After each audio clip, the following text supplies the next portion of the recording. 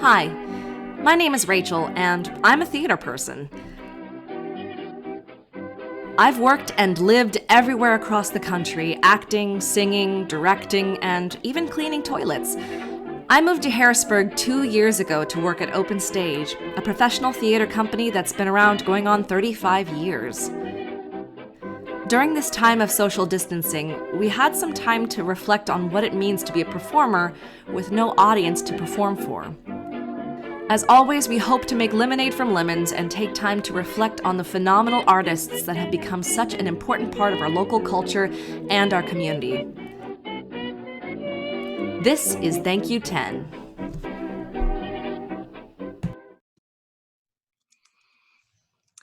Hi, Patrick. Hello, Rachel. Hi, it's so good to see you. So this is my second day of interviews for Thank You 10, and I am super stoked to get to talk to Patrick. He's an artist that I admire very, very much.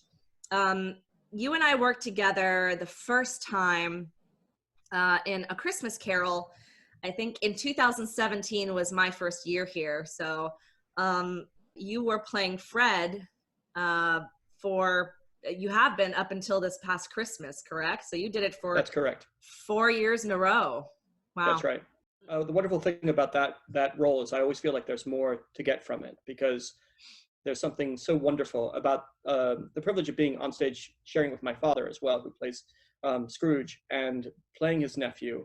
And there's just so much depth to this old tale. And, in terms of coming almost a little skeptical about, religious services, but really finding a way of celebrating how important it is to have ritual at the end of the year. I felt like the play has really helped me appreciate that immensely, and I've gotten more out of it every year I've done it. Yeah, I know you were involved in a show right before the world got canceled. Can Right. you tell us a little bit about that show? An Enemy of the People, and it's based on the Ibsen play that was rewritten by Arthur Miller, and it's a play about an individual who knows there's something terrible happening that affects people's health, and that no one wants to believe him because it's going to affect business. It was remarkable to be part of something that reflects so much what's happening around in the world. And I know that Anne Frank had to be canceled as well, which is also it's a very special play and place in my heart. I was in that at Open Stage one year, and it's about a group of people who are locked inside a place and can't go out for fear of safety. And I'm just thinking there's so much of what this art has to tell us about the here and now, even if it's about times of the past. Tell us a little bit about what you do for a living. Because I'm a drama therapist, so I basically use the elements of what theater is therapeutically. So instead of saying, "Tell me about your depression," we put your depression in a chair and let's interview depression a little bit. Let's find a way of embodying it. And funnily enough, I did have I was going to start courses in how to do drama therapy. We had done a workshop about a month and a half ago, and people were really excited about it. And so that's now put on hold as well. But generally speaking, we know that the theater is healing. We know that the elements of putting on a play, of embodying something, of being spontaneous, of creative, of putting it into creating our imagination and how it connects to our lives, can be transformative for the individual. And so drama therapy is basically a discipline where we use those elements that we know are transformative purposefully to help somebody get better. what wasn't a project that had impact on you in this area, either something you participated in or something that you saw? Was there a special experience that you'd like to share? Yeah.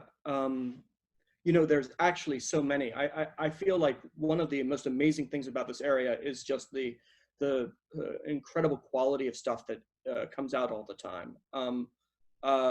For me personally, when I directed this most recent production of at Oyster Mill that I did, which was A Fox on the Fairway, Ken Ludwig's very silly, very light farce, when I went into that project, I was like, I like deep things. I want something that has more substance to it.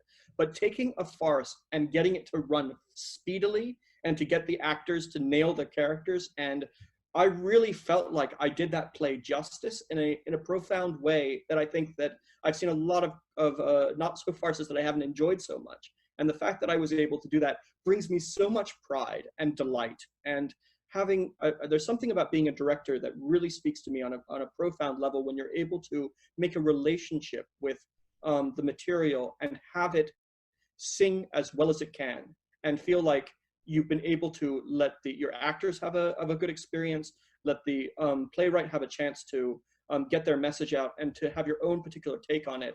And when those things fuse all at once, it can feel really satisfying. And I felt like I was in a real position to do that with Box on the Fairway. And so I'd say that'd be my most profound experience. Okay, so desert island plays. If you could choose 5 plays to take to a desert island, what would you take with you? Well, okay, so I have to be a little stereotypical here in that sense. I'm a huge Shakespeare fan, and there's so much richness to get from Shakespearean plays that I think at least 2 or 3 of them need to be Shakespeare. So let me just say, the granddaddy, of course, Hamlet, which I feel like in many ways speaks to every avenue of where you are as a human being, both as youth, both as adult, both as person who's potentially facing death. I think it's a play that examines the human condition and purpose and all that kind of stuff in such an in-depth way. And just having those monologues as companions on a desert island, I feel like there's just depth after depth that you can get from them. And that's an amazing, amazing play. On the same front, The Winter's Tale as well by Shakespeare, which is one of his more later plays, and it's one of the weirdest plays out there because it's got both tragedy and comedy elements, and it's got that great stage direction, Exit Pursued by a Bear. I played Antigonus once in that show, but Leontes' jealousy and Perdita's purity and the way that play it just unfolds speaks to me in a really powerful way. And I love it. And I'm afraid I have to go with Shakespeare again. Tempest, if I'm just thinking about it, I just feel like there's so much there to get as well. But that's it. That's all of the Shakespeares. And then I suppose and said like complete works, and maybe I don't know. Like, oh, could I have gotten away with that? You said 5 plays. I mean, you're talking about like. It's too late. Okay. You have it's 2 too more. late. It's too late. 2 more. Well, okay, why not? I actually think that one of the greatest, most brilliant contemporary things, and this is a musical rather than a play, but Hamilton is amazing. I have since I did have the privilege of seeing that on Broadway, but I love that soundtrack. I keep coming back to it. I think it's an amazing piece. I feel like it introduces elements of music that are not as familiar to me, and I just feel like Lin-Manuel Miranda just really captured, specifically in those first few songs of the play, in My Shot, and there's just a lot to get there, and I love it. The others are there's just so much that I could choose, but I think I have to go for Stoppard. His wonderful works in I directed travesties in college, which always speaks to me. But I feel like Rosencrantz and Guildenstern is phenomenal, as is Arcadia, as is something like the Real Thing, or the invention.